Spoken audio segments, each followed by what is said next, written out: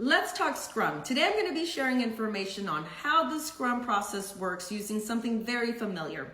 A doctor-patient app. You know, one that's on your phone where you can schedule your doctor's appointments, you can go ahead and request prescription refills, or maybe even upload insurance information. Yeah, let's go ahead and walk through how a team would build out that application using the Scrum model.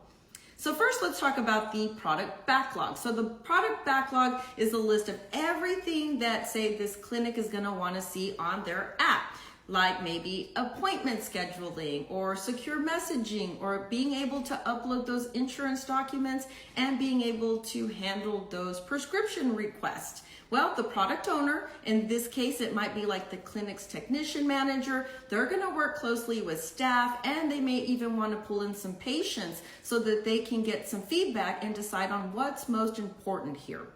Next comes the sprint planning, and the team, which is made up of the developers, the scrum master, and the product owner. They're going to meet and then they're going to decide on what they're going to be able to build over the next 2 weeks. Look at that and they're going to say, oh, you know what? The login feature is pretty easy, the appointment scheduling and the messaging. Yeah, at any rate, those features are going to go into what's called a sprint backlog. And that's like the short-term to-do list for the team. And everybody's going to know exactly what they need to work on and who's going to be doing what in that sprint.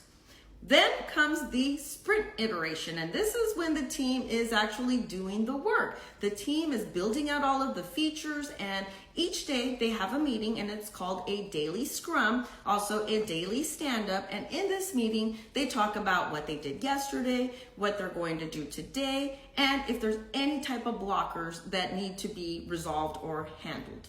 At the end of the sprint, there's a sprint review, and this is like the big demo. The team shows what they've built out in that sprint, and they invite the stakeholders over. And in this case, let's say one of those stakeholders might be like a nurse, and that nurse is going to test out the appointment scheduling. Well, that nurse might say, well, by any chance, can this come in different colors based on the visit? Well, guess what? That feedback is going to go into the product backlog.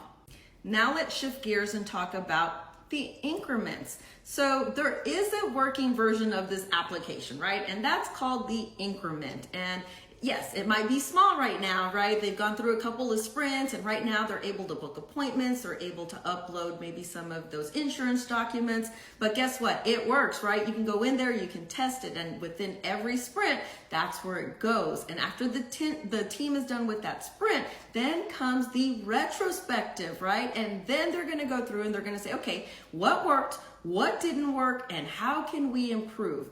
After the sprint retrospective, guess what? It is repeat. Yes, then it's time to plan the next sprint using everything they've learned. The team keeps improving the app one sprint at a time. And over time, all of the features are going to get added, right, to the increment and make sure that everybody is happy with that product. Well, there is the quick example of how Scrum works. If you found this information helpful, go ahead and hit that like button. And hey, share it with someone that might benefit from this information.